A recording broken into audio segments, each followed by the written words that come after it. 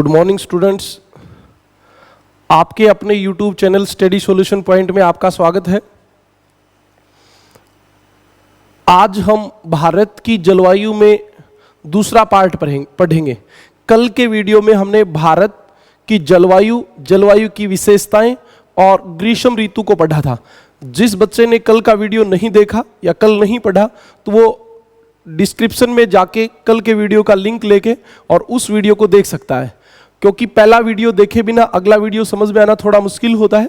लेकिन जो अभी जुड़े हैं वो पहले इसको देखें, वीडियो के बाद में पहले वाला वीडियो देखोगे तो समझ में आ जाएगा। नहीं समझ में आता है तो 2 बार वीडियो देखोगे तो सब कुछ समझ में आएगा।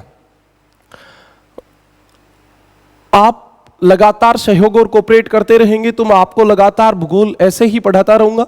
हर रोज आपको क्लासें मिलेंगी। भारत भूगोल के बाद आपको राजस्थान भूगोल और उसके बाद रीट और फर्स्ट एड के लिए विशेष रूप से विश्व भूगोल भी मैं आपको पढ़ाऊंगा, जिसको हम फिजिकल ज्योग्राफी कहते हैं, जो कि रीट में एक बहुत बड़ा रोल अदा करती है। इसके अलावा जल्द ही अभी आपको राजस्थान पुलिस और पटवार के लिए राजस्थान जीके में हिस्ट्री कल्चर की क्लासें भी रेगुलर मिलेंगी। और जो बच्चे हरियाणा से जुड़े हैं उनके लिए मैं जल्द ही हरियाणा जीके भी प्रारंभ करने वाला हूं। तो आप लोग लगातार जुड़े रहेंगे, लगातार कोऑपरेट करते रहेंगे तो हम आपको यूं ही एनर्जी के साथ पढ़ाते रहेंगे। आपके उज्जवल भविष्य के लिए हम 100% प्रयत्न करेंगे। हमारा उद्देश्य आपको नौकरी लगाना है, न कि यूट्यूब पे केवल पढ़ाना। हम आपको पढ़ाने के लिए, आपकी इंप्रूवमेंट के लिए, आपके लिए उपस्थित होते हैं। तो चलो दोस्तों, आज हम अगला टॉपिक पढ़ते हैं। जो हमारा टॉपिक है आज का वो भारत की जलवायु। इससे पहले वाले वीडियो में मैंने आपको पूरा बताया है जलवायु किसे कहते हैं, और जलवायु से पहले के 2 वीडियो में मैंने भारतीय मानसून के बारे में भी बताया कि मानसून क्या है, मानसून कैसे आती है, मानसून की उत्पत्ति के कौन से सिद्धांत हैं। यानी कि आप इससे पहले के 3 वीडियो देखोगे तब आपको यह समझ में आएगा। ये जरूरी है आपके लिए। भारत की जलवायु में हम भाग 2 आज दूसरे वीडियो में हम पढ़ेंगे। आज के सेशन में हमारी भारत की जलवायु में मुख्य रूप से वर्षा ऋतु और सर्द ऋतु या लौटते मानसून की ऋतु और तीसरी शीत ऋतु, ये तीनों मैं आपको पढ़ाने का प्रयत्न करूंगा, कोशिश करूंगा। जितना आज के वीडियो में पढ़ाया जाता है वो सही है, बाकी अगले दिन फिर हम पढ़ेंगे। तो ये लगातार हमारा सेशन चलता रहेगा। आप लोग लगातार कमेंट करते रहिए। कमेंट के द्वारा आप यदि कोई समस्या पूछते हो तो मैं उसको हल करने की कोशिश करूंगा, लेकिन ज्यादा कमेंट मैं नहीं देख पाता हूं, इसलिए आप अपने कमेंट करते रहिए। हमारा टेक्निकल स्टाफ आपको उसका जवाब देता रहेगा। तो आज हम भारत की जलवायु में वर्षा ऋतु पढ़ेंगे। सीधा टॉपिक पे आता हूं। इससे पहले मैंने ग्रीष्म ऋतु और भारतीय जलवायु की विशेषताएं, भारतीय जलवायु को प्रभावित करने वाले कारक आपको पढ़ाए हैं। तो आज का हमारा टॉपिक यहां से शुरू होता है, वर्षा ऋतु। सबसे पहले आप देखें, वर्षा ऋतु जो होती है इसका एक नाम और होता है, और उसे हम क्या कहते हैं? उसे हम गर्म आर्द्र ऋतु कहते हैं। वर्षा ऋतु का ही नाम क्या होता है? गर्म व आर्द्र ऋतु, क्योंकि अभी गर्मी भी होती है और गर्मी के साथ साथ ह्यूमिडिटी, आर्द्रता होती है। आप महसूस भी कर रहे हो कि आपके चेहरे पे पानी महसूस हो रहा है, ह्यूमिडिटी की वजह से वो महसूस हो रहा है। तो ये गर्म व आर्द्र ऋतु है। वर्षा ऋतु का ही दूसरा नाम होता है गर्म व आर्द्र ऋतु। ये होती कब से कब तक है? तो मध्य जून से सितंबर तक भारत में होती है। राजस्थान में मध्य सितंबर तक होती है, हरियाणा में मध्य सितंबर तक होती है, लेकिन पूरे भारत में मुख्य रूप से जून से सितंबर तक होती है। आपको मैंने कल के वीडियो में बताया भी है कि भारत में सर्वाधिक वर्षा जो होती है वो कब होती है? जुलाई में होती है। और इस वर्षा ऋतु में भारत की 75 से 80% वर्षा होती है। यानी कि भारत में जो वर्षा होती है वो मुख्य रूप से इसी ऋतु में होती है। तो आप लगातार इसको समझ सकते हो। वर्षा ऋतु गर्म व आर्द्र ऋतु होती है, मध्य जून से सितंबर तक होती है। इसी को दक्षिणी पश्चिमी मानसून की ऋतु भी कहते हैं। दक्षिणी पश्चिमी मानसून की ऋतु भी कहते हैं, क्योंकि इस समय हमारे जो मानसून आती है वो दक्षिणी पश्चिमी मानसून आती है, इसीलिए इसको दक्षिणी पश्चिमी मानसून की ऋतु भी कहते हैं। उसके बाद आप देखोगे तो जैसे ही भारत में जिस क्षेत्र में भी मानसून पवन आती है तो मानसून पवन अपने साथ पानी लेके आती है। पानी लेके आएंगी तो जल वाष्प जो होता है, जल वाष्प आप जानते हो, जल वाष्प क्या होता है? जल का गैसीय रूप, जल का गैसीय रूप। जल तीनों रूपों में होता है। तरल रूप में पानी आप जानते हो, ठोस रूप में बर्फ आप जानते हो, और गैसीय रूप में जलवाष्प होता है। जलवाष्प जो होता है वो हल्का होता है, हल्का होता है। आपने देखा है जैसे आप पानी गर्म करते हो तो जो भाप निकलती है वो ऊपर जाती है, क्योंकि वो हल्की होती है। हल्की होंगी तो ऊपर जाएंगी। एक्यूरेट आप जानना चाहो तो जलवाष्प 40% हल्का होता है हमारी वायु से। वायु का मतलब हमारे वायुमंडल में आपको पता है 99% के आसपास ऑक्सीजन और नाइट्रोजन गैस है, और उन दोनों गैसों से जलवाष्प जो होता है वो हल्का होता है। इसलिए जिस हवा में जलवाष्प होगा वो हवा अपने आप भी ऊपर उठेगी, और उसके सामने पर्वत आ जाएगा तो वो जल्द ऊपर उठेगी और ऊपर उठ के बादल बनाएगी। जैसे बादल बनेंगे तो सूर्य का प्रकाश जो है वो बादलों से टकरा के वापिस चला जाएगा। आपको पता भी है जैसे बादल बनते हैं तो सूर्य का प्रकाश बादलों से टकरा के वापिस चला जाता है। ये 70 से 80% तक वापिस चला जाता है। तो धरातल पे सूर्य का प्रकाश कम पहुंच पाता है, और इसीलिए कम पहुंच पाता है। इसीलिए क्या होता है, जैसे मानसून पवन पहुंचती हैं तो भारत में तापमान जो है वो एकदम अचानक से 3 डिग्री से 4 डिग्री सेल्सियस कम हो जाता है। 3 डिग्री से 4 डिग्री सेल्सियस तापमान कम हो जाता है। यह विशेष रूप से बात होती है। अभी मैं आपको बता देता हूं वर्षा कैसे होती है, क्योंकि इस टॉपिक में हमारी वर्षा की इंपॉर्टेंट बात रहेगी। तो हम वर्षा को देखेंगे। वर्षा कैसे होती है तो आप समझें, कोई भी हवा, जैसे ये आपकी हवा है, जब ये चलना शुरू करती है तो इसको हम कहते हैं पवन। ये पवन है आपकी, और ये पवन जब गर्म व आर्द्र होती है, जब ये पवन गर्म व आर्द्र होती है तो क्या होता है, गर्म व आर्द्र होती है तो ये पवन हल्की होती है, और जैसे ही ये टकराती है किसी से तो ये ऊपर उठती। जैसे इसके सामने ये पर्वत आ गया तो ये पवन इससे टकरा के ऊपर उठेगी, और ऊपर उठेगी तो क्या करेगी, ठंडी होगी, और ठंडी होगी तो आपका जल वाष्प जो है, जल वाष्प जो वो जल की बूंदों में बदल जाएगा, और वो बूंदें नीचे गिरेंगी, जिससे क्या होगी, वर्षा। आपको थोड़ा सा मैं वर्षा कैसे होती है वो बात बताता हूं कि वर्षा कैसे होती है। कोई भी हवा है वो वर्षा कर सकती है बशर्ते वो ऊपर उठे। पवन यदि ऊपर उठेगी तो वर्षा करेगी, कंफर्म बात है, वर्षा करनी पड़ेगी उसको। जैसे आप देखो ये एक हवा है, हम मानेंगे हवा दिखती नहीं है, ये हवा है, और इस हवा का तापमान है 40 डिग्री सेल्सियस। कितना तापमान है, 40 डिग्री सेल्सियस। और ये हवा अपने साथ मान लो 100 ग्राम पानी ले जा सकती है, यानी 100 ग्राम जल वाष्प ले जा सकती है अपने साथ। तो इस 100 ग्राम जल वाष्प को हम क्या कहेंगे, आर्द्रता सामर्थ्य। आर्द्रता सामर्थ्य कहेंगे। क्या कहेंगे, आर्द्रता सामर्थ्य। अब 100 ग्राम इसकी कैपेसिटी है पानी ले जाने की, लेकिन अभी इसमें पानी जो है वो केवल 20 ग्राम है। कितना है, 20 ग्राम। ये 20 ग्राम जो पानी है अभी, इसको निरपेक्ष आर्द्रता कहते हैं। ये सवाल आजकल पूछ लिए जाते हैं। निरपेक्ष आर्द्रता क्या होती है? निरपेक्ष आर्द्रता किसी भी पवन में उपस्थित जल वाष्प की मात्रा, पानी की मात्रा को हम क्या कहेंगे, निरपेक्ष आर्द्रता। और वो हवा जितना पानी ग्रहण कर सकती है उसको हम कहेंगे आर्द्रता सामर्थ्य। इन दोनों का अनुपात आपको पता है, 100 ग्राम का 20 ग्राम कितना प्रतिशत हो गया, 20%। ये 20% क्या होती है, सापेक्ष आर्द्रता। क्या होती है, सापेक्ष आर्द्रता। थोड़ा डिफिकल्ट है लेकिन समझने के बाद आप आसानी से समझ सकते हो, और सारी बातें आपको समझ में भी आएंगी बाद में। यह सापेक्ष आर्द्रता होती। कोई भी पवन वर्षा तब करेगी जब उसकी सापेक्ष आर्द्रता 100% हो जाएगी। कितनी हो जाएगी, 100%। तो आप इसको ऐसे समझें कि जितना पानी हवा ले जा सकती है, यदि हवा में उतना ही पानी हो जाए, उतना ही पानी हो जाए तो वो पवन वर्षा करेगी। अब किसी हवा का तापमान जो होता है वो आर्द्रता सामर्थ्य से सीधा संबंधित होता है। जैसे इस हवा का तापमान 40 से 50 डिग्री हो जाए तो ये आर्द्रता सामर्थ्य 120 ग्राम हो जाएगा। यदि ये तापमान 20 डिग्री हो जाए तो ये आर्द्रता सामर्थ्य 40 ग्राम हो जाएगा। मतलब आर्द्रता सामर्थ्य और तापमान का सीधा संबंध होता है। जितनी हवा गर्म होगी उतना ही उसकी पानी ग्रहण करने की क्षमता ज्यादा होगी, जितनी हवा ठंडी होगी उसकी पानी ग्रहण करने की क्षमता उतनी ही कम होगी, उतनी ही क्या होगी, कम होगी। यह नियम होता है। और अब ये हवा जब ठंडी होगी तो ये वर्षा करेगी, ये नियम हो गया।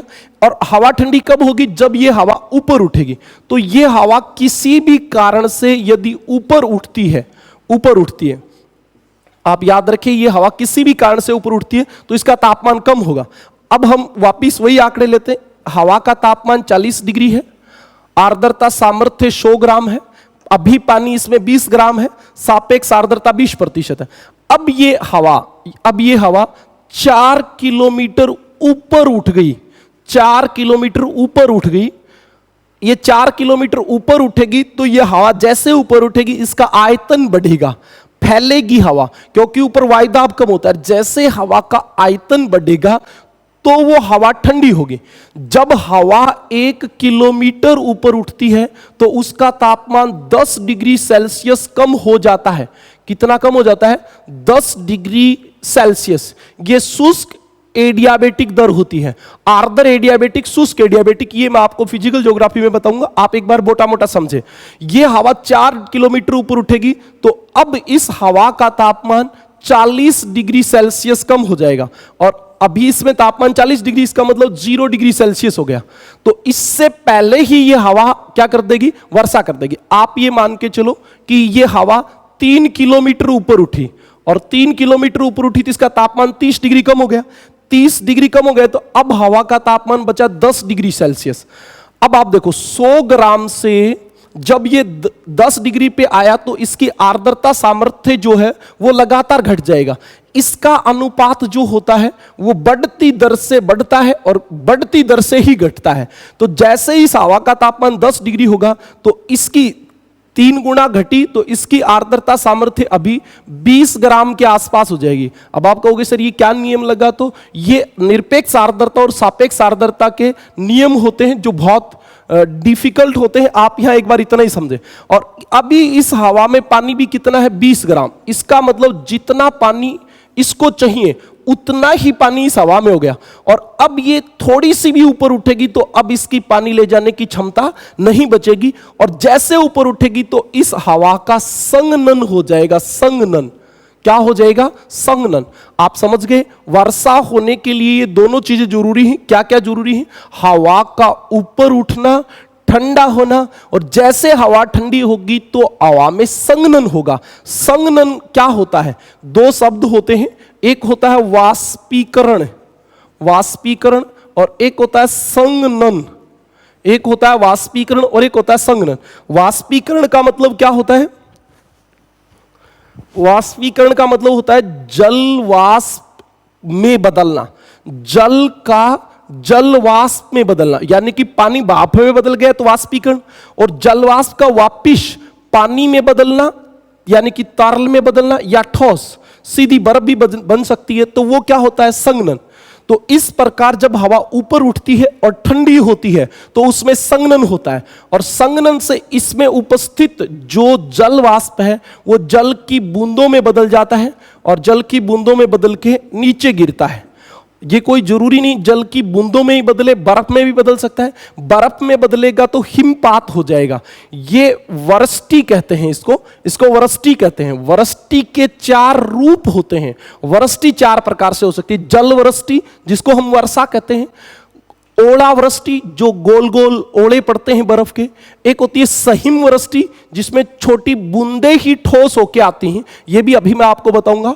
और एक आपकी क्या होती है, हिमपात, स्नोफॉल, छोटे छोटे रुई के कणों की तरह छोटे छोटे कणों का नीचे गिरना, जैसे हमारे जम्मू कश्मीर लद्दाख में होती है, वो हिमपात होता है। तो इस प्रकार ये वर्षा होती है। आपको समझ में आया, वर्षा सिर्फ एक वजह से होती है जब पवन ऊपर उठती है, और पवन ऊपर उठती है तो वर्षा होती है। आपके सामने हुई, इस हवा में अभी 100 ग्राम पानी ले जाने की क्षमता थी, पानी 20 ग्राम में वर्षा नहीं करेगी। जैसे ऊपर उठी, तापमान 10 डिग्री हो गया, तो आर्द्रता सामर्थ्य जो 100 ग्राम था वो 20 ग्राम हो गया। पहले से इसमें पानी 20 ग्राम था, अब ये पवन क्या करेगी, वर्षा करेगी। और इसीलिए वर्षा पवन के ऊपर उठने से होती है।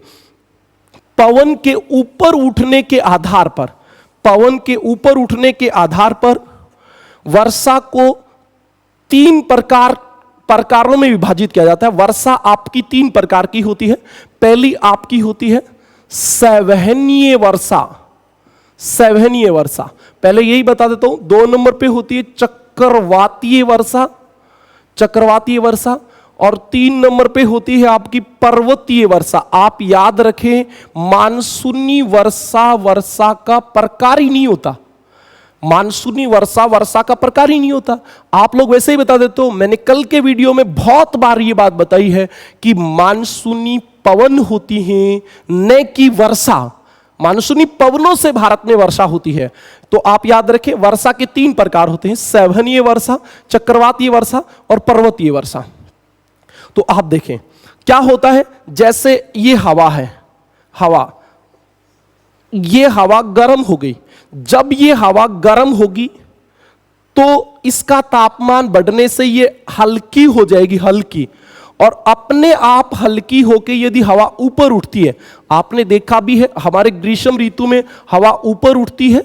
और हवा ऊपर उठने का सीधा सा अर्थ ये होता है कि आप यदि प्रैक्टिकली देखना चाहो तो जब हवा ऊपर उठती है तो पेड़ का पत्ता ही नहीं हिलता, क्योंकि जब हवा ऊपर उठेगी तो लंबवत संचलन हो रहा है। और कोई भी चीज, कोई भी पेड़ भी होता है ना, वो ऊपर नीचे कम हिलता है, इधर उधर हिल सकता है, क्योंकि आसपास में गुरुत्वाकर्षण का प्रभाव नहीं होता, ऊपर नीचे में गुरुत्वाकर्षण का प्रभाव होता है।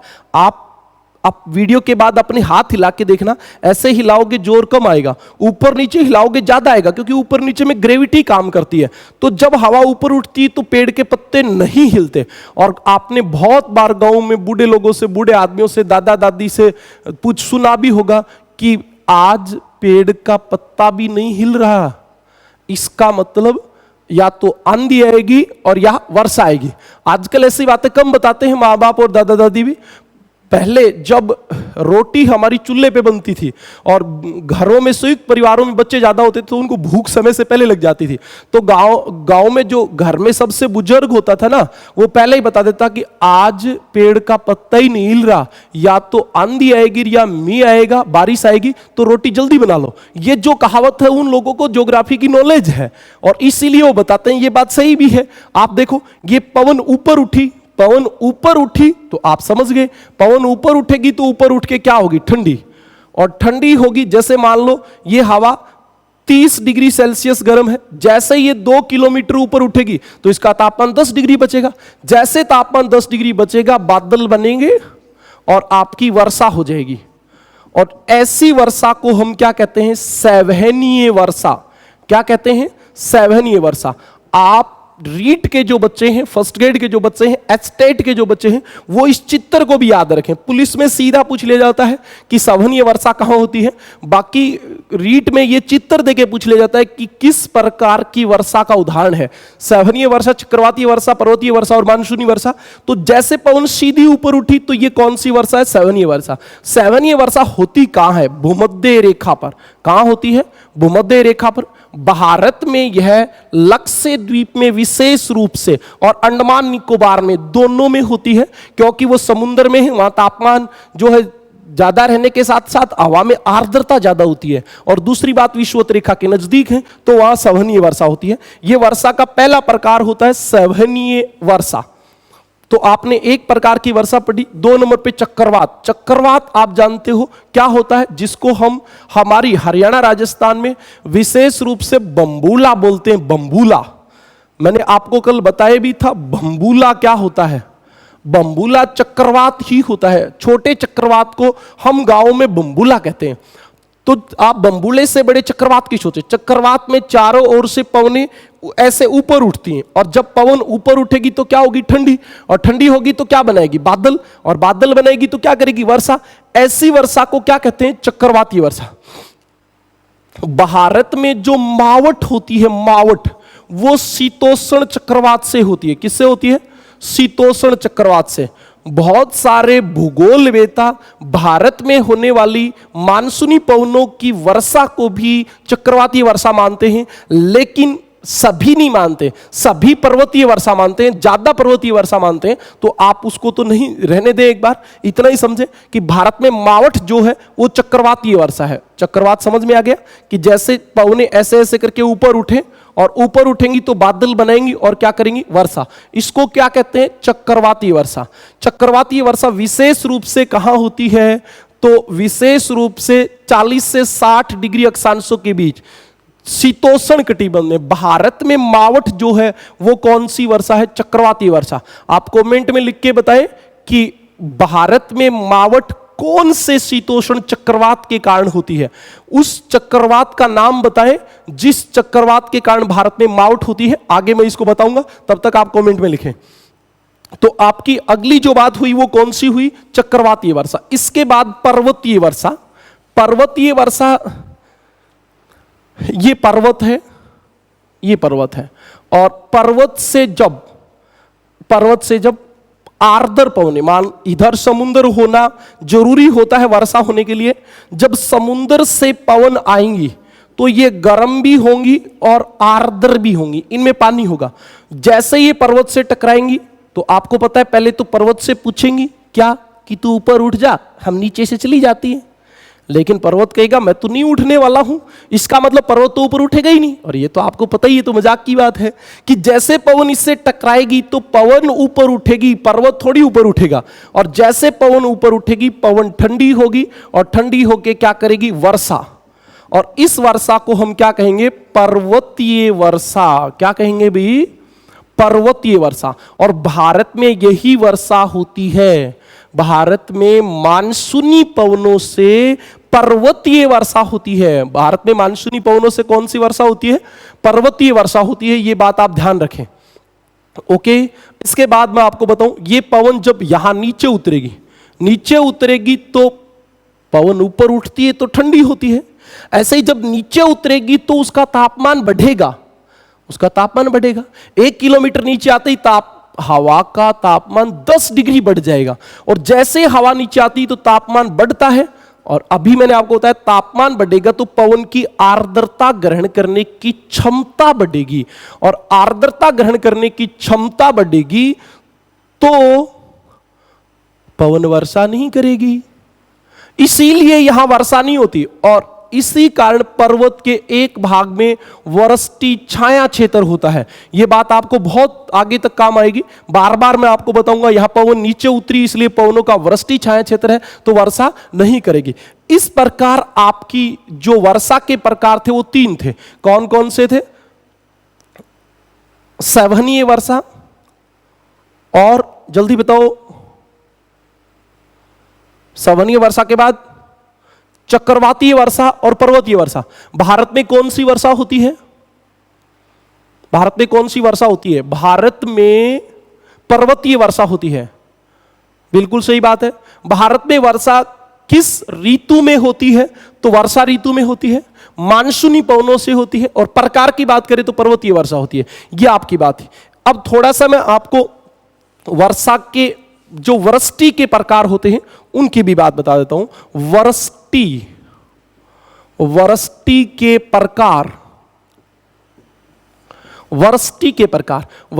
प्रकार होते हैं। 1 नंबर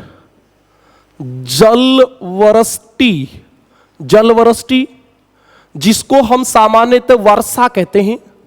2 नंबर पे आपकी होती है सहिम वृष्टि।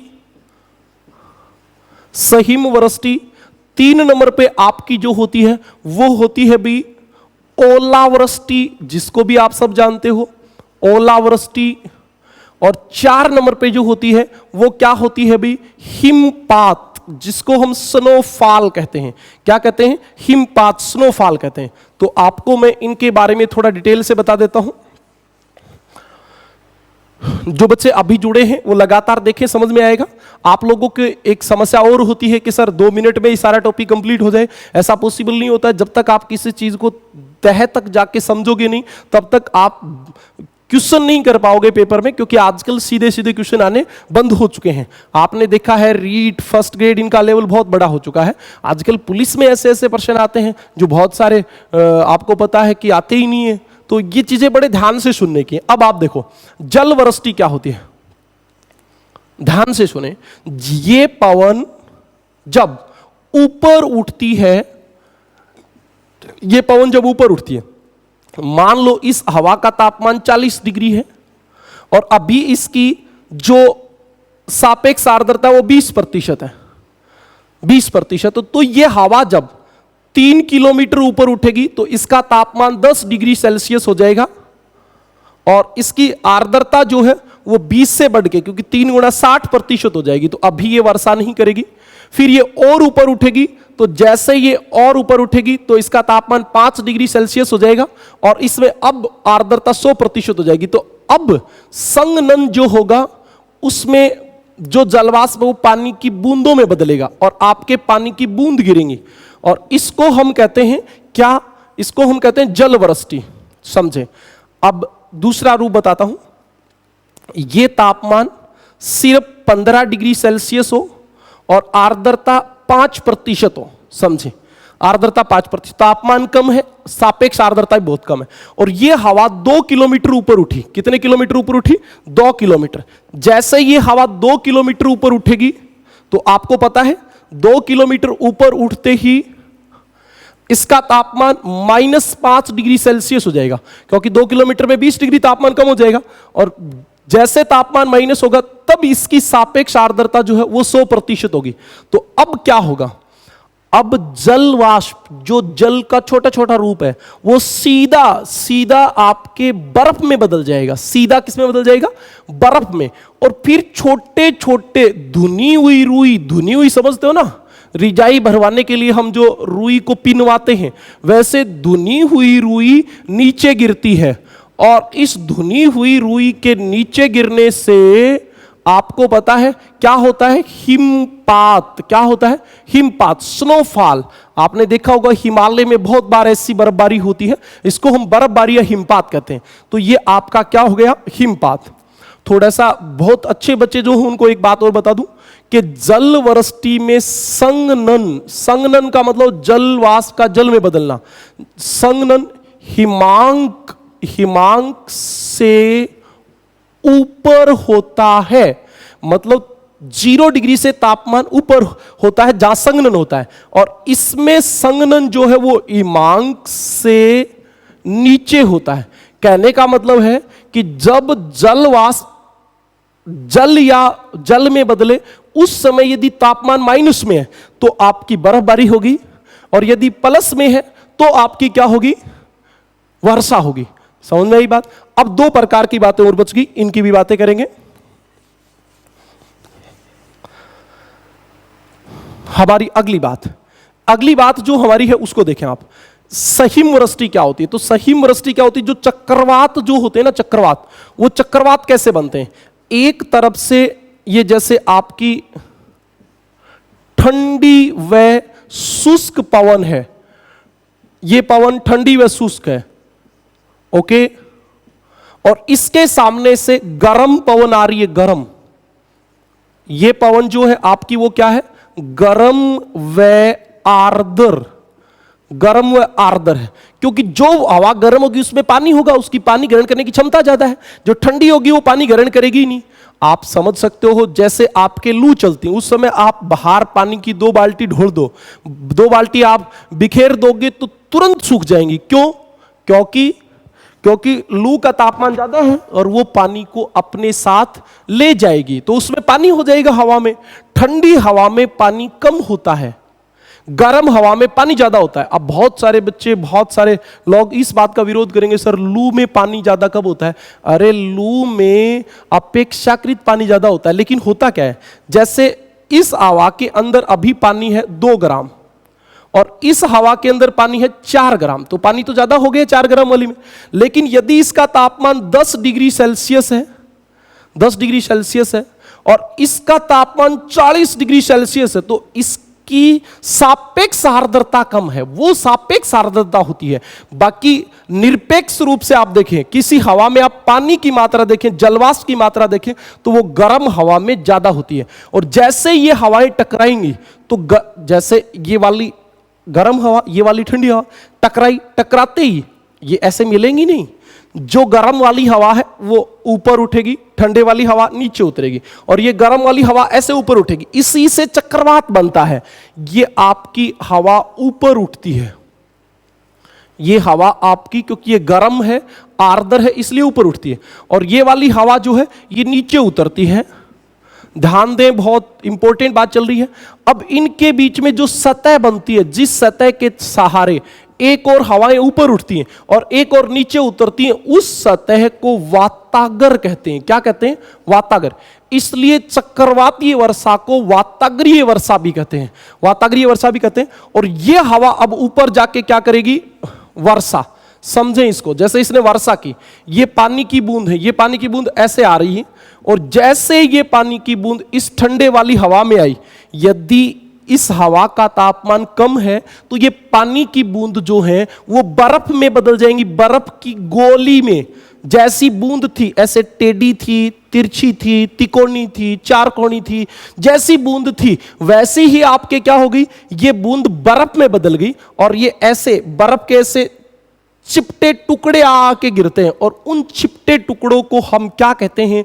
हम उन चिपटे टुकड़ों को सहिमवृष्टि कहते हैं।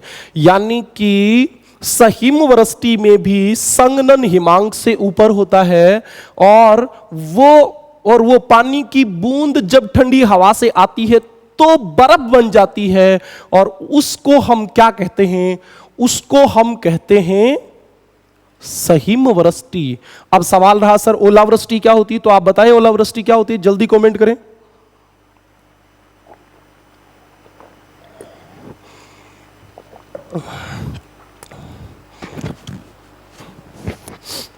हाँ जी, चलो मैं बताता हूं ओलावृष्टि क्या होती है। ओलावृष्टि तब होती है जब तूफान आता है। याद रखना, जैसे ये हवा ऊपर उठी, हवा ऊपर उठी और संघनन के द्वारा ये पानी की बूंद बन गई, और इस समय चक्रवातीय मौसम है, तूफानी मौसम है, तो ये बूंद जैसे नीचे गिर रही है, उसी समय यदि नीचे से हवा आ गई तो इन गिरती हुई बूंदों को वापस ऊपर उठा देगी। और आपको पता है ऊपर जाने पर हवा ठंडी होती है, तो ऐसे ये बूंद जो नीचे गिरी थी, इस बूंद को जब इस हवा ने ऊपर उठाया तो ये बूंद ऊपर जाके ठंडी होगी, और ये पानी ठंडा होके बर्फ की गोली बन जाएगा। समझ गए बात? अब देखो, सीधी नीचे गिर जाती तो सहिमवृष्टि होती, और हवा ने ऊपर उठा ली तो क्या बन गया? ओला। ओला बन गया। अब ये ओला नीचे गिर रहा है, और फिर नीचे से हवा ही उसने इसको वापिस ऊपर उठा लिया, तो जो हवा ऊपर उठा रही है उसमें भी तो जलवाष्प है, वो इस गोली के चारों ओर एक पतली सी परत और बना देगा, पतली सी परत, और इस प्रकार ओले के चारों ओर एक परत बन जाएगी, परत बन जाएगी, और फिर वो ऊपर गई। अब फिर वो ओला नीचे गिर रहा है, और फिर से हवा ही उसने फिर उसको ऊपर उठा लिया, तो जो ये हवा ऊपर उठा रही, इसका जलवाष्प फिर उसके ऊपर चारों ओर ऐसे चिपक जाएगा, और ओले के ऊपर एक परत और हो जाएगी। अभी तो ओला गिरने का समय नहीं है, कभी कभार तूफानी मौसम में गिर भी सकते हैं। जब कभी ओले गिरे, भगवान करे ना गिरे, क्योंकि किसानों को बहुत नुकसान होता है, लेकिन फिर भी ओले जब गिरते हैं तो आप उसको ऐसे पकड़ के फोड़ के देखना। फोड़ोगे, उसके एक चोट मारोगे, एक पतली परत उतरेगी, फिर एक को मारोगे, फिर एक और उतरेगी, फिर एक को मारोगे और उतरेगी, उसके 10 परत उतरती ही इसका मतलब उस बूंद को हवा ने 10 बार ऊपर उठाया है, और जितनी बार हवा उस बूंद को ऊपर उठाती रहेगी उतना ही ओला बड़ा होता जाएगा, और आपको पता है आखिर में शिशराम ओला बन जाएगा वो। खैर ये तो मजाक की बात है, फिर अगली बात पे चलते हैं। आपको समझ में आया कि कैसे कैसे आपकी जलवृष्टि हुई, कैसे आपकी सहिमवृष्टि हुई, कैसे ओलावृष्टि हुई, कैसे हिमपात हुई, और वर्षा कैसे होती है, और वर्षा कितने प्रकार की होती है, वर्षा कितने प्रकार की होती है, वर्षा के कितने रूप होते हैं, यह बात मैंने अभी आपको बताई। अब मैं वापिस आपको वर्षा ऋतु पे लेके चलता हूं। वर्षा ऋतु, हमने कहा वर्षा ऋतु भारत में कब से कब तक होती है? मध्य जून से मध्य सितंबर तक, मध्य जून से मध्य सितंबर तक होती है। और इस ऋतु को हम गर्म व आर्द्र ऋतु कहते हैं। क्या कहते हैं? गर्म व आर्द्र ऋतु कहते हैं। और जब ये जैसे ही ये आती, तो ये कौन सी पवनों से आती है? दक्षिणी पश्चिमी मानसून पवनों से ये वर्षा होती है, इसलिए इसे दक्षिणी पश्चिमी मानसून की ऋतु भी कहते हैं। ओके, जैसे दक्षिणी पश्चिमी मानसून आएंगी, बादल बनेगा, बादल बनते ही तापमान 3 डिग्री सेल्सियस से 4 डिग्री सेल्सियस कम हो जाएगा। 3 डिग्री सेल्सियस से 4 डिग्री सेल्सियस तापमान क्या हो जाएगा? कम। इसके बाद आप देखोगे तो इस समय भारत में वायुदाब की क्या स्थिति होती है, अभी मैं आपको बताता हूं।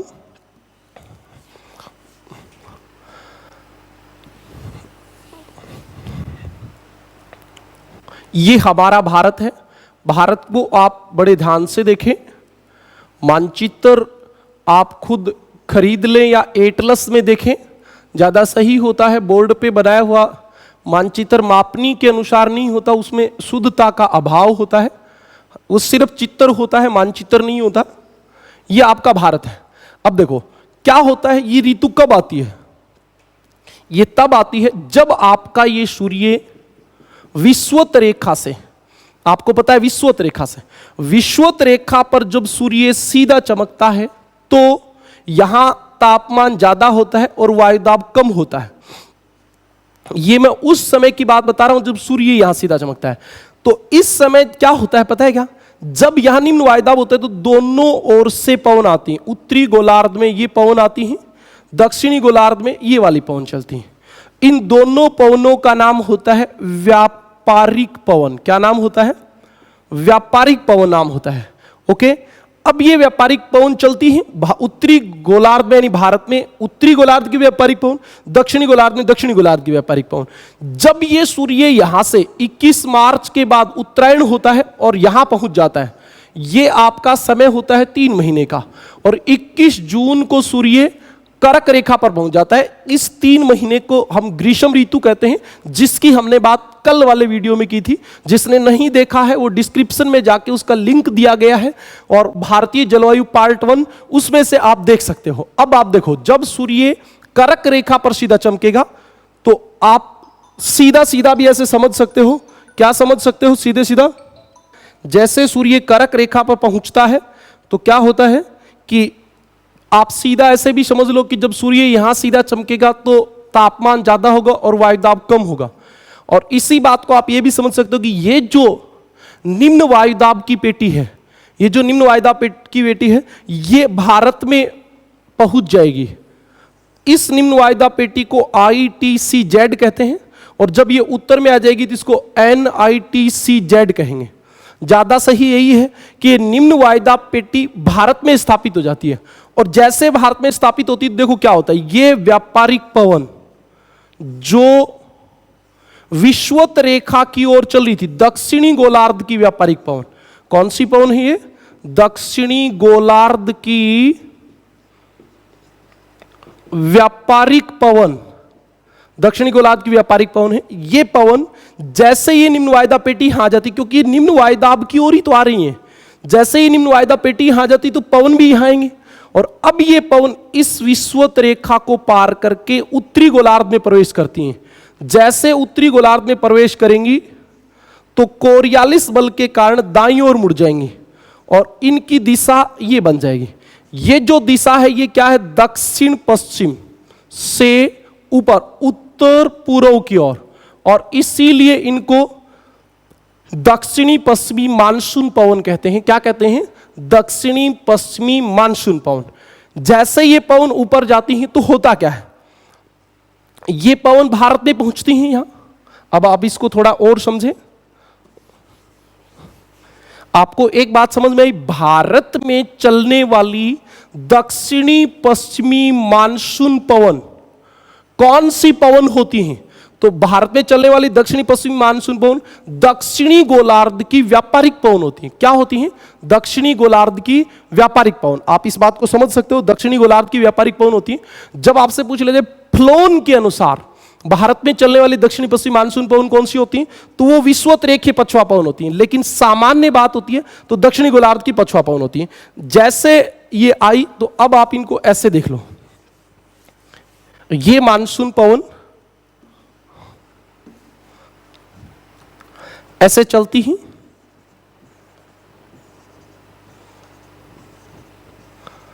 बड़े ध्यान से सुने,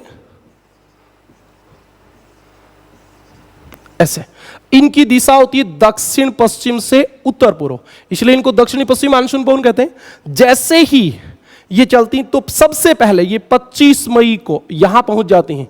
ये हमारा अंडमान निकोबार होता है, 25 मई को अंडमान निकोबार पहुंच जाती हैं, 1 जून को कन्याकुमारी तट के पास पहुंच जाती हैं, और 10 से 15 जून तक इधर मुंबई और उधर कलकत्ता तक पहुंच जाती हैं। ओके, और 1 जुलाई को ये हमारे राजस्थान में जयपुर तक हरियाणा में पहुंच जाती हैं, और 15 जुलाई को संपूर्ण भारतीय उपमहाद्वीप में पहुंच जाती हैं, जहां तक इन्हें पहुंचना होता है। अब देखो, सबसे पहला प्रश्न बना कि भारत में मानसून पवन सबसे पहले कहां पहुंचती हैं? 25 मई को अंडमान निकोबार। इससे पिछली बार रीट में यह प्रश्न आया था और उसमें पूछा गया था भारतीय मानसून सबसे पहले कहां पहुंचती है, तो बहुत सारे बच्चों ने उत्तर दिया केरल तट, कन्याकुमारी, और प्रारंभ में उसका उत्तर भी केरल तट ही माना गया था। लेकिन जब की रिवाइज होके आई तो उसमें उत्तर माना गया 25 मई अंडमान निकोबार को, कि सबसे पहले मानसून पवन अंडमान निकोबार में पहुंचती हैं। तो आप ये याद रखें। हां, सबसे पहले कहां टकराती हैं, तो टकराती यहां है। आपको पता है यहां हमारे एक पर्वत होता है, ये वाला, जिसका नाम होता है पश्चिमी घाट। क्या नाम होता है? पश्चिमी घाट। और ये सबसे पहले यह पश्चिमी घाट में टकराती, किससे, कहां टकराती हैं? केरल में। केरल में पश्चिमी घाट से टकराती हैं। एकदम सही बात है। ओके, कन्याकुमारी में भी इसमें सबसे पहले कहां पहुंचती हैं? कन्याकुमारी।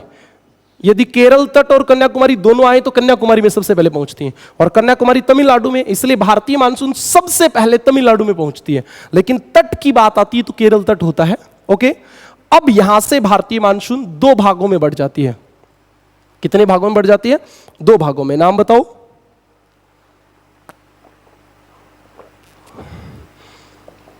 यहां से भारतीय मानसून 2 भागों में बढ़ जाती है। जो सीधी आगे चली जाती है, इस शाखा का नाम होता है बंगाल की खाड़ी की शाखा। बंगाल की खाड़ी की शाखा, इसका नाम होता है बंगाल की खाड़ी की शाखा। और जो शाखा इससे टकरा जाती है, टकरा के ये ऐसे मुड़ जाती है। अब यहां से बहुत ध्यान देने का मामला है, बहुत ज्यादा ध्यान दोगे तब समझ में आएगा। ये जो शाखा है ये हो जाती है अरब सागरीय शाखा। कौन सी शाखा? अरब सागरीय शाखा। यहां तक की बात समझ में आ गई? बंगाल की खाड़ी की शाखा और अरब सागरीय शाखा। यहां से हम एक बार इस मानचित्र को पुनः बना लेते हैं ताकि थोड़ा और अच्छे से समझ में आ जाए।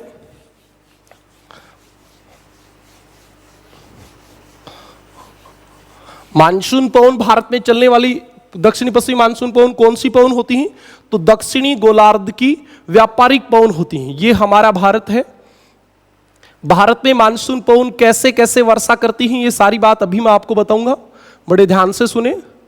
ये हमारा भारत, ये नेपाल, भूटान, बांग्लादेश, इसके बाद भारत है। अब देखो यहां से ये मानसून पवन आई जिनका नाम था दक्षिणी पश्चिमी मानसून पवन।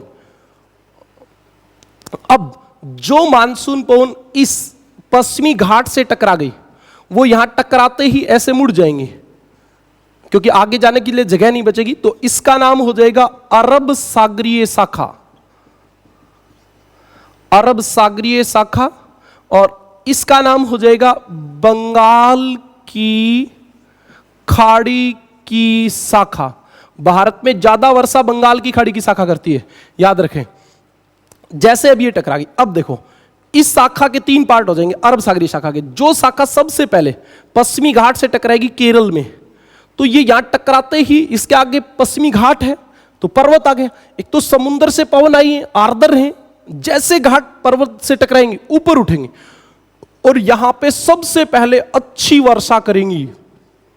यहां लगभग 250 से 400 सेंटीमीटर वर्षा हो जाती है। 250 से 400 सेंटीमीटर वर्षा हो जाती है। और ये जो भाग होता है ये अरब सागरीय शाखा का पहला भाग होता है।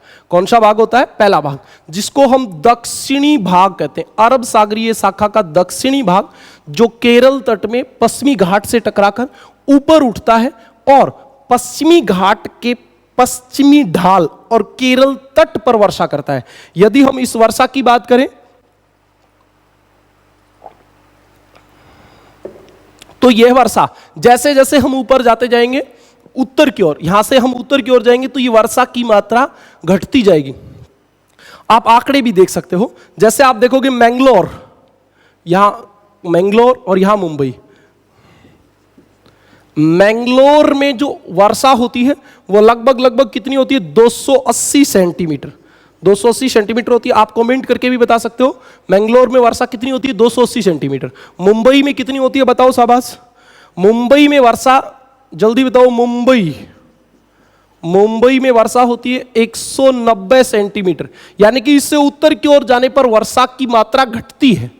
ओके, अब आपसे कोई पूछ लिया जाए कि यहां कर्नाटक के पूर्वी भाग में वर्षा कम क्यों होती है? क्योंकि यह अरब सागरीय शाखा के लिए वृष्टि छाया क्षेत्र है, क्योंकि मानसून पर नीचे उतरती है। और आपको पता है ये भारत का यहां ये जो है ये तमिलनाडु तट है, तमिलनाडु तट। और प्रश्न यहां पे ये बनता है कि तमिलनाडु तट पे वर्षा ऋतु में नहीं होती, क्यों? तो देखो आप, क्योंकि ये बंगाल की खाड़ी की शाखा तो इसके समानांतर निकल गई, ये तो यहां पहुंची नहीं, तो ये तो वर्षा करेगी नहीं। और अरब सागरीय शाखा पश्चिमी घाट से टकराकर यहां नीचे उतरती है और जहां पवन नीचे उतरेंगी वहां वर्षा नहीं होगी। इसीलिए भारत में तमिलनाडु तट, जम्मू कश्मीर व लद्दाख के बाद ऐसा भाग है जहां वर्षा काल में वर्षा नहीं होती। क्यों नहीं होती? क्योंकि बंगाल की खाड़ी की शाखा समानांतर निकल जाती है और अरब सागरीय शाखा यहां नीचे उतरती है, और नीचे उतरेगी तो यहां वर्षा नहीं करेगी क्योंकि वृष्टि छाया क्षेत्र हो जाएगा। एक बात भी समाधान हो गया। अब देखो ये अरब सागरीय शाखा इससे टकराकर, जो भाग टकरा गया वो तो उधर वर्षा कर ही रहा है, फिर पीछे से और हवा आ गई, वो आगे हवा जाने के लिए जगह नहीं बची तो उत्तर की ओर चल पड़ती हैं। और फिर जैसे ही ये यहां पहुंचती हैं तो यहां नर्मदा और ताप्ती, दो नर्मदा और ताप्ती की घाटियां हैं जो पश्चिमी घाट को काट के अरब सागर में आती हैं। तो फिर यहां क्या होता है कि यहां इन घाटियों से ये अरब सागरीय शाखा का दूसरा भाग, अरब सागरीय शाखा का दूसरा भाग जिसको मध्य भाग कहते हैं, ये आपके गुजरात, उत्तरी महाराष्ट्र, मध्य प्रदेश, छत्तीसगढ़ और झारखंड तक वर्षा करता है। समझ में आई बात? मध्य भारत में अरब सागरीय शाखा से वर्षा होती है मध्य प्रदेश, गुजरात के दक्षिणी भाग, महाराष्ट्र के उत्तरी भाग, छत्तीसगढ़ और झारखंड। झारखंड में यहां याद रखना, अभी थोड़ी देर में बंगाल की खाड़ी की शाखा, ये बंगाल की खाड़ी की शाखा का सबसे दक्षिणी भाग जो होगा वो यहां आके झारखंड में किससे टकराएगा? अरब सागरीय शाखा से। झारखंड में अरब सागरीय शाखा व बंगाल की खाड़ी की शाखा आपस में टकराती हैं। ये आपका अरब सागरीय शाखा का मध्य भाग हो गया। कौन सा भाग हो गया? मध्य भाग। ओके, तीसरा भाग हमारा इस अरब सागरीय शाखा का यहां काठियावाड़ तट से भारत में प्रवेश करता है। क्यों करता है तो वो भी बता दूं, क्योंकि इस समय भारत में दो निम्न वायुदाब के केंद्र होते हैं। निम्न वायुदाब के केंद्र, भारत में दो निम्न वायुदाब के केंद्र होते हैं। सबसे कम वायुदाब भारत में यहां होता है राजस्थान में, और दूसरा निम्न वायुदाब का केंद्र यहां होता है झारखंड में।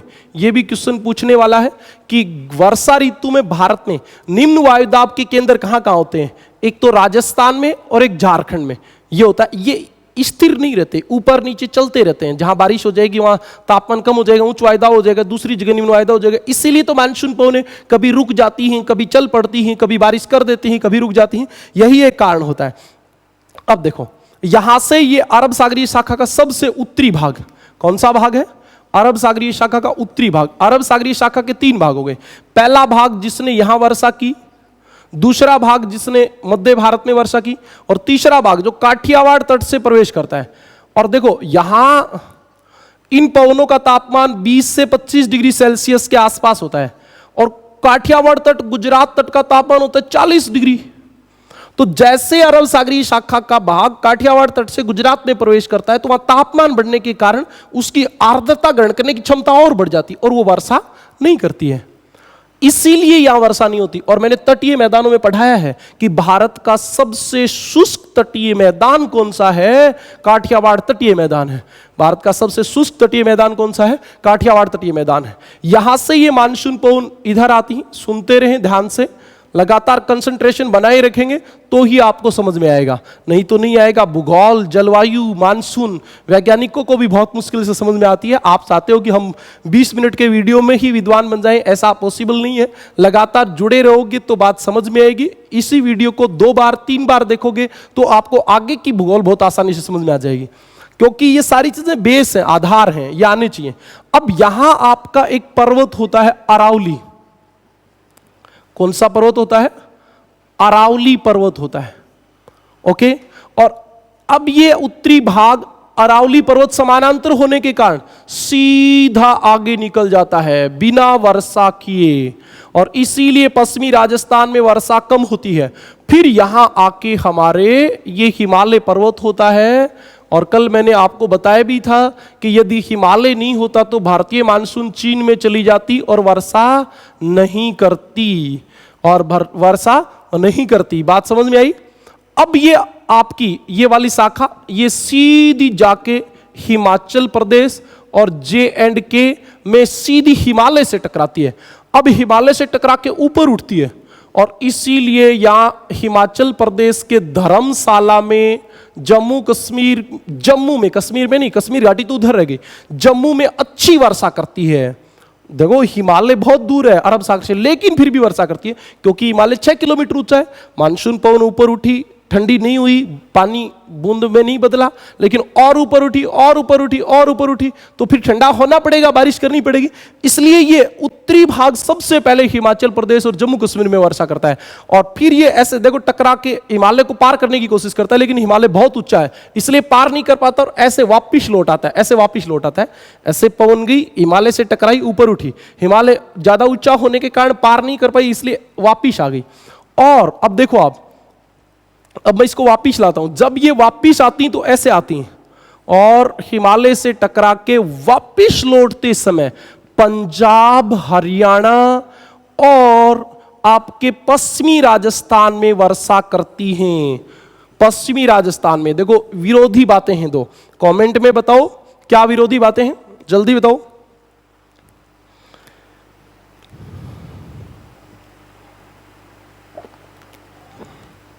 हाँ जी, चलो मैं बताता हूं। ये जब वापिस आती हैं तो पंजाब, हरियाणा और पश्चिमी राजस्थान में वर्षा करती हैं। आपने बहुत बार सुना है कि पश्चिमी राजस्थान में वर्षा कम होती है, क्यों? क्योंकि अरब सागरीय शाखा अरावली के समानांतर सीधी आगे निकल जाती है और वर्षा नहीं करती। वापिस लौटते समय वर्षा करती, तभी यहां 25 सेंटीमीटर के आसपास ही वर्षा होती है। अब आपने ये बात बहुत बार पढ़ ली कि अरब सागरीय शाखा अरावली के समानांतर आगे निकल जाती है, और फिर आपसे क्वेश्चन पूछ लिया जाता है कि पश्चिमी राजस्थान में वर्षा कौन सी शाखा करती है, तो आप सोचते हो अरब सागरीय तो करती ही नहीं। अरे करती है, वापिस लौट के करती। आप देखो ये उत्तर दिशा, ये पश्चिम दिशा, ये उत्तर पश्चिम से ही तो आई है ना, बिल्कुल आई है। अरे आपने गांव में खूब सुना है, हमारे राजस्थान हरियाणा में जो गांव हैं, जिस एरिया में हम पढ़ रहे हैं, वहां की बात करें तो आप देखो कि हमारे गांव में बूढ़े आदमी हमेशा कहते हैं कि इस कोने से जो पवन आएगी वो वर्षा करेगी, बाकी वर्षा नहीं करेंगी। क्यों? क्योंकि यही तो अरब सागरीय शाखा टकरा के वापिस आती है इसी कोने से, और इसीलिए ये हमारे वर्षा करती है। तो आपको मैंने अरब सागरीय शाखा की पूरा सिस्टम समझाया कि कैसे अरब सागरीय शाखा चलती है, कैसे वर्षा करती है, कहां कहां वर्षा करती है, किस प्रकार क्या होता है, सारी बात क्लियर होगी। अब हम बात करेंगे बंगाल की खाड़ी की शाखा। बंगाल की खाड़ी की शाखा में क्या होता है? तो बंगाल की खाड़ी की शाखा सीधी ऐसे चली जाती है, और जो मानसून पवन इस पर्वत से टकराती है, इस पर्वत का नाम भारत में पूर्वांचल हिमालय और म्यांमार में आराकोन यामा पर्वत।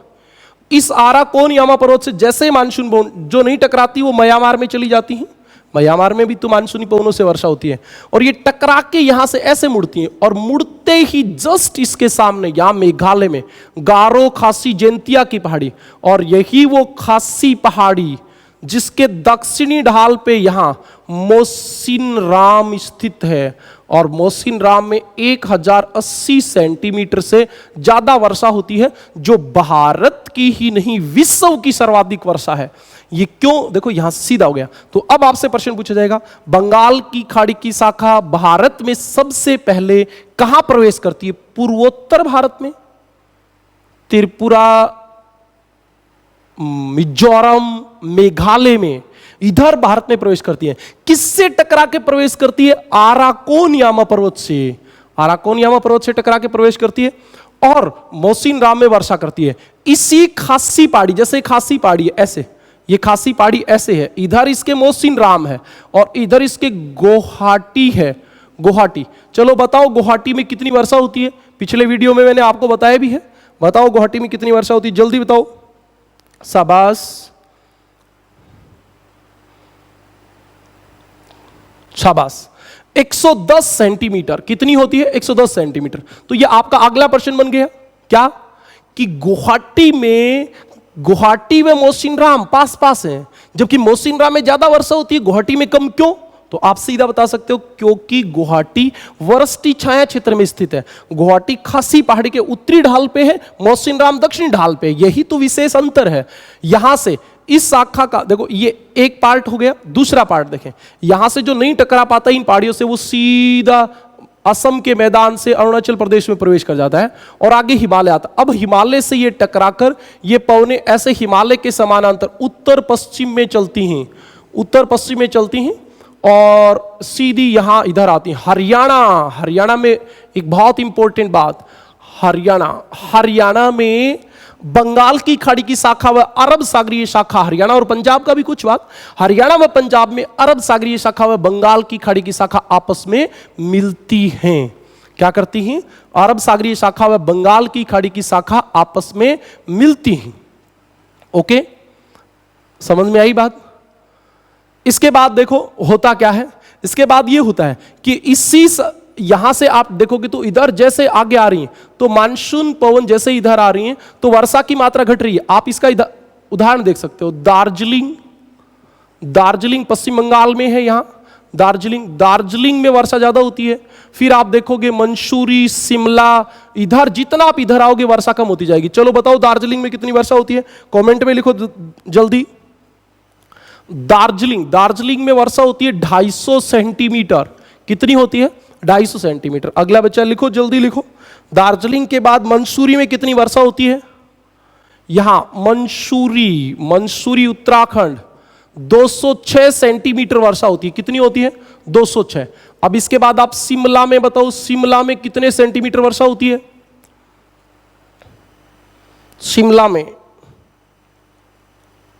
में कितनी वर्षा होती है? 122 सेंटीमीटर। आपके सामने आपके आंकड़े आ गए। दार्जिलिंग में 250 सेंटीमीटर, मंसूरी में 206 सेंटीमीटर, शिमला में 122 सेंटीमीटर। और इसीलिए आप देखते हो कि इधर से इधर जाने पर वर्षा की मात्रा घटती है। यहां से इस शाखा का एक भाग इधर आता है सीधा पश्चिमी बंगाल, कलकत्ता से होता हुआ, मध्य प्रदेश से होता हुआ राजस्थान तक पहुंच जाता है। और देखो ये राजस्थान में अब की बार ये मानसून पवन सीधी आई और इसके जस्ट सामने अब अरावली खड़ा है और अरावली से टकरा के ऊपर उठती है और इसीलिए राजस्थान के पूर्वी भाग में अच्छी वर्षा करती हैं। राजस्थान के पूर्वी भाग में अच्छी वर्षा होती है। क्यों? क्योंकि बंगाल की खाड़ी के सामने अरावली पर्वत सामने खड़ा है और इससे टकरा के वर्षा करता है। पूर्वी राजस्थान में अच्छी वर्षा होती है, लेकिन जितनी होनी चाहिए उतनी नहीं होती। क्यों? क्योंकि अरावली नीचा पर्वत है, 930 मीटर ही तो ऊंचा है। 6 किलोमीटर ऊंचा होता तो पवने और ऊपर उठ के वर्षा कर देती। अब नहीं करेंगी, कम करती तो है लेकिन कम करती हैं। इधर भी आप देख सकते हो कि यहां आप पूर्व से पश्चिम आओगे तो वर्षा की मात्रा घटेगी।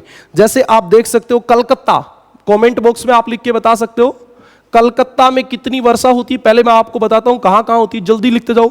कलकत्ता में कितनी वर्षा होती है? फिर बिहार की राजधानी की बात करें पटना, पटना में कितनी वर्षा होती है? पटना के बाद आप मेरे को बताओगे इलाहाबाद में कितनी वर्षा होती है? यूपी में इलाहाबाद, जल्दी लिखो इलाहाबाद। इलाहाबाद के आप दिल्ली की बात करो, दिल्ली में कितनी वर्षा होती है? और दिल्ली के बाद हम गंगानगर की भी बात कर लेते हैं, गंगानगर में कितनी वर्षा होती है? जल्दी बताओ। तो आप देखोगे कलकत्ता में 119 सेंटीमीटर वर्षा होती है। कितनी वर्षा होती है? 119 सेंटीमीटर। और इसके बाद आपके पटना में कितनी होती है? 105 सेंटीमीटर। कितनी होती है भाई? 105। जल्दी बताओ। इलाहाबाद में कितनी होती है? 76 सेंटीमीटर, 76 सेंटीमीटर। और दिल्ली में कितनी होती है? 50 सेंटीमीटर के आसपास, यानी 46 सेंटीमीटर। और यदि हम गंगानगर की बात करें तो 20 से 22 सेंटीमीटर वर्षा होती है। तो आपने देखा जितना आप कलकत्ता फिर पटना, फिर इलाहाबाद, फिर दिल्ली, फिर गंगानगर आए, तो जितना आप पश्चिम में गए वर्षा की मात्रा उतनी ही घटती गई। राजस्थान में इस शाखा को, बंगाल की खाड़ी की शाखा को पूर्वैया कहा जाता है, ईस्टर्लीज। आप इसको पिरवा पूर्वा के नाम से जानते हो।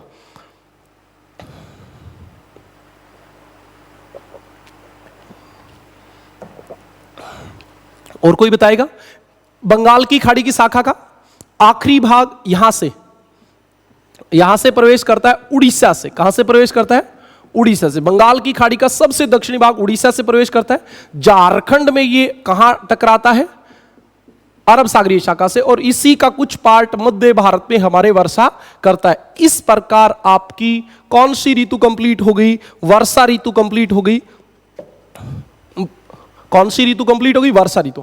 समझ में आया होगा? आप एक बार स्क्रीनशॉट ले लिए, स्क्रीनशॉट के बाद आप इसको थोड़ा देर वेट करके समझने की कोशिश करोगे तो आपके समझ में आएगा।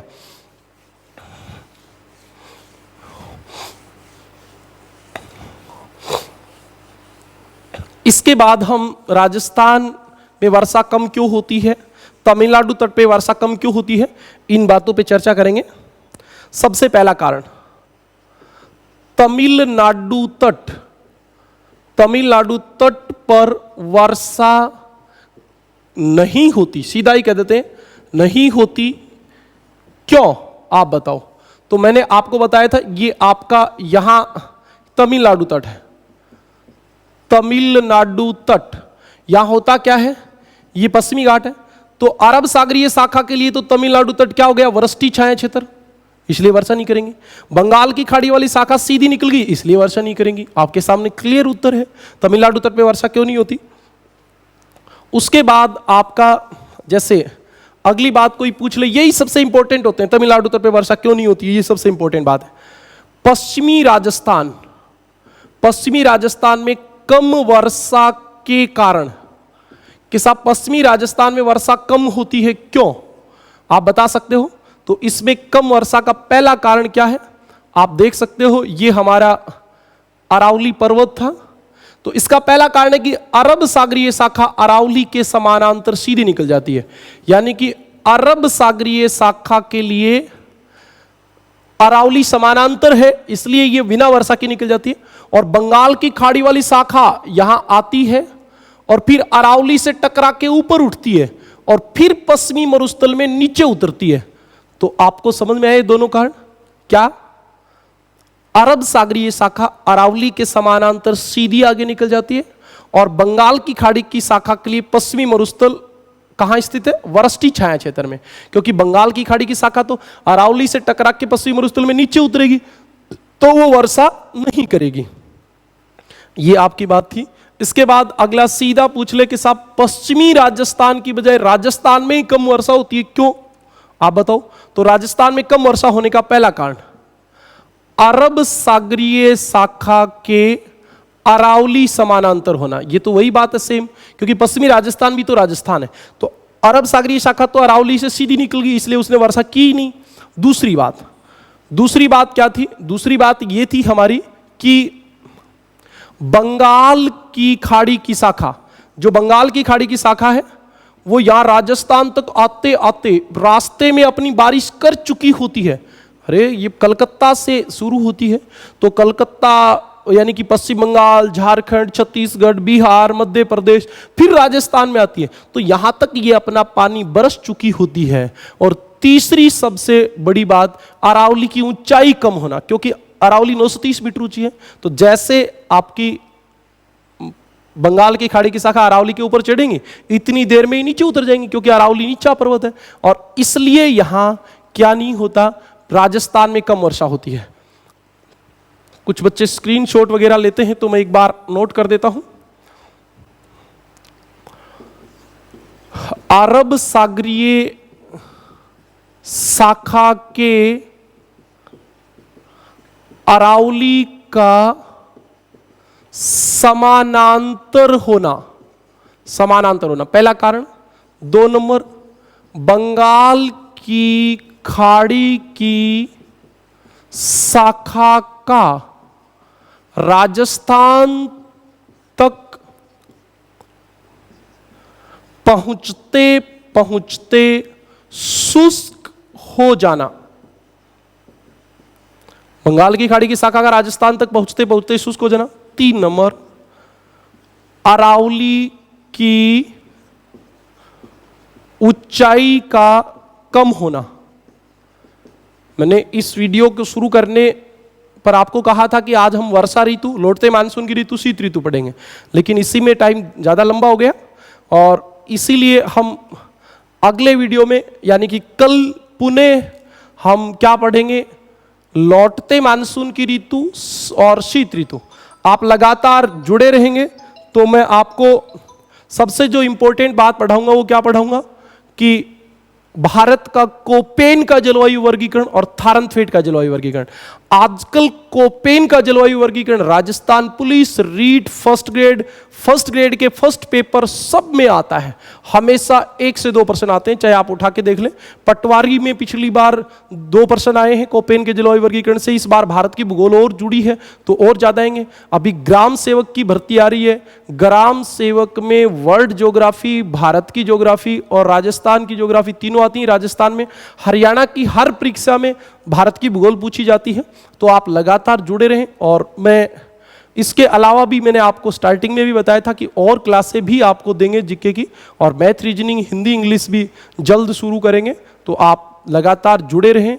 हर रोज वीडियो जब स्टार्ट होता है उससे पहले आप शेयर करें ताकि ज़्यादा से ज़्यादा बच्चे जुड़ पाएं। जितने बच्चे ज़्यादा रहेंगे उतना ही हमें फायदा मिलेगा। आज के लिए इतना ही, धन्यवाद। कल फिर मिलेंगे।